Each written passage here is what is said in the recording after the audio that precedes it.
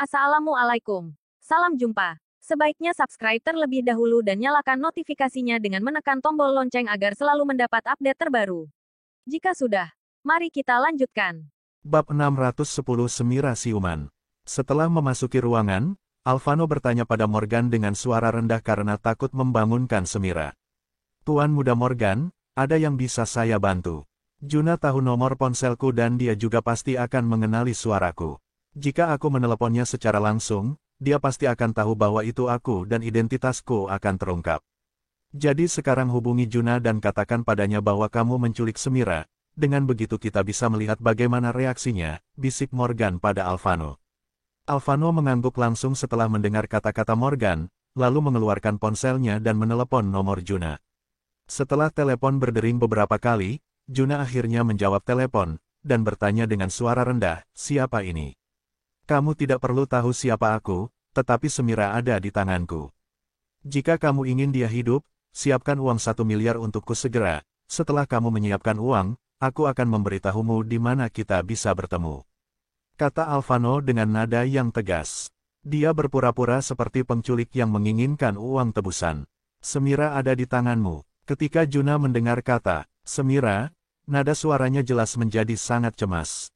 "Ya, sekarang Semira ada di tanganku. Kalau tidak percaya, aku bisa mengirimkan beberapa fotonya untukmu." "Ya, sekarang Semira ada di tanganku. Kalau tidak percaya, aku bisa mengirimkan beberapa fotonya untukmu," Alvano mengulangi dengan lantang. Juna berteriak dengan marah, "Anak muda, apa kamu gila? Apa kamu tahu siapa Semira? Kalau memang kamu berani menculiknya, maka sepertinya kamu tidak sabar ingin mati." Setelah mendengar kata-kata Juna, Alvano dan Morgan tercengang bersamaan. Tepat seperti dugaan Morgan sebelumnya, Juna benar-benar mengenal Semira dan dia bisa merasakannya dari nada suara Juna bahwa identitas Semira tidak sederhana. Mendengar nada suaranya yang sangat marah dengan masalah ini, maka itu cukup untuk membuktikan bahwa Semira sangat penting di hatinya. Setelah mendengar kata-kata Juna, Morgan menatap Semira dengan ekspresi bingung dan penuh rasa ingin tahu di wajahnya. Dia tidak pernah berpikir bahwa orang yang membantunya sejak awal benar-benar Semira. Dia tidak pernah berpikir bahwa kekuatan Semira ternyata begitu mengerikan. Hanya satu panggilan telepon bisa mengendalikan orang besar seperti Juna untuk membantunya. Meski Morgan sekarang sudah mengetahui bahwa Semira adalah orang yang membantunya saat itu, tetapi hal ini ternyata makin membuat Morgan penasaran tentang siapa Semira sebenarnya. Kenapa wanita itu memiliki begitu banyak kekuatan dan bahkan bisa mengendalikan orang-orang dari wilayah militer? Saat Morgan masih bertanya-tanya tentang identitas Semira, tiba-tiba dia merasakan hawa dingin di belakang kepalanya. Morgan tertegun sejenak, dan kemudian dengan cepat berbalik untuk melihat ke belakang. Saat itu juga dia tercengang. Dia berdiri dengan linglung, dan tidak pernah menyangka bahwa Semira akan siuman secepat ini. Pada saat ini, Semira memegang pistol dengan moncong mengarah ke kepala Morgan seraya menatap pemuda itu dengan dingin. Begitu Semira menarik pelatuk pistol tersebut, peluru pasti akan langsung menembus kepala Morgan. Morgan menatap Semira dengan linglung.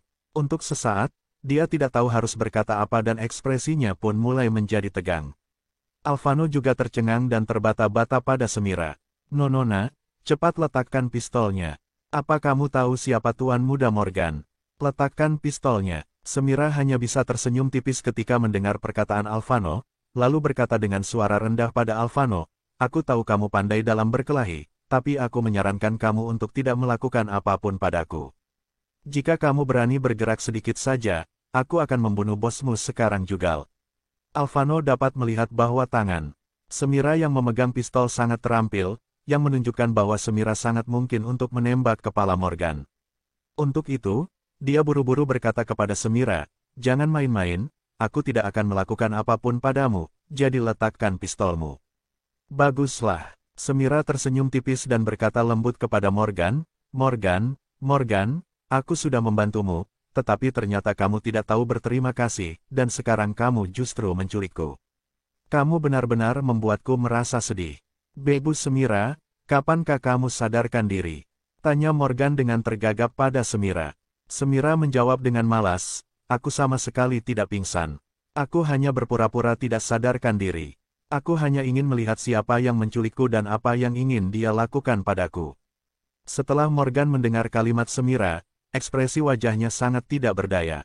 Dia tidak pernah berpikir bahwa Semira hanya berpura-pura pingsan dari tadi, dan dia tertipu oleh Semira lagi. Sementara itu, Juna yang masih belum menutup telepon, juga terkejut saat mendengar suara Semira. Kemudian dia berteriak dengan penuh kekhawatiran, "Nona Semira, apa Anda baik-baik saja?" Karena suara Juna yang sangat keras, Morgan dan Semira juga bisa mendengar kata-kata Juna. Semira mengulurkan tangan kanannya pada Alvano dan berkata dengan suara rendah, "Berikan ponselmu padaku." Alvano ragu-ragu sejenak, lalu dengan cepat menyerahkan ponselnya kepada Semira. Setelah menerima ponsel Alvano, Semira berkata dengan suara rendah, "Pak Juna, kamu tidak perlu khawatir.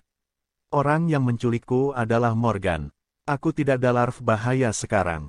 Semira tahu betul bahwa jika dia tidak menjelaskan masalah ini dengan jelas pada Juna saat ini, Juna dapat langsung menggunakan kekuatan wilayah militer untuk mencari dirinya di seluruh kota dan tidak akan ada akhir yang baik bagi siapapun jika masalahnya menjadi semakin besar.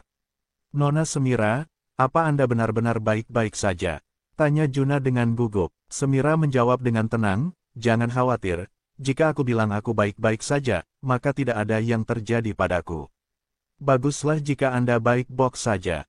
Tetapi Nona Semira, kenapa Morgan menculik Anda?" Juna tampak bingung. Semira pernah memintanya membantu Morgan dan sekarang Morgan justru menculik Semira.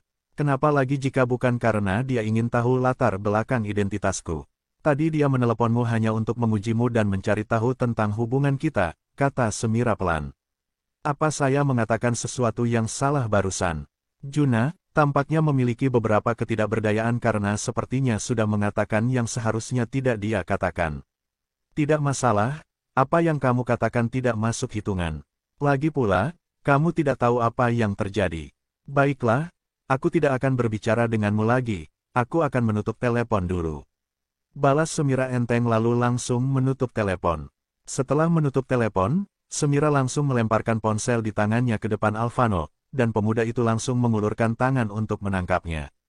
Semira berkata kepada Alvano dengan wajah tanpa ekspresi, "Kamu bisa keluar dulu. Ada yang ingin kukatakan pada Morgan."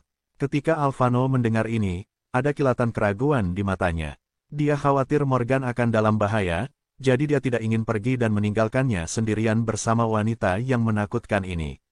"Jangan khawatir, aku tidak akan menyakiti Morgan." Semira menyimpan pistolnya sambil berbicara untuk meyakinkan Alvano. Alvano memandang Morgan dengan sedikit gelisah. Namun Morgan dengan lembut melambaikan tangannya ke arah Alvano. Sebenarnya, hubungan Morgan dengan Semira ini terbilang sangat rumit. Akan tetapi mereka jelas bukan musuh. Jika Semira ingin berurusan dengan dirinya, dia tidak akan menyelamatkan dirinya sama sekali. Morgan pun percaya bahwa Semira tidak akan melukai dirinya nanti saat meminta Alvano pergi.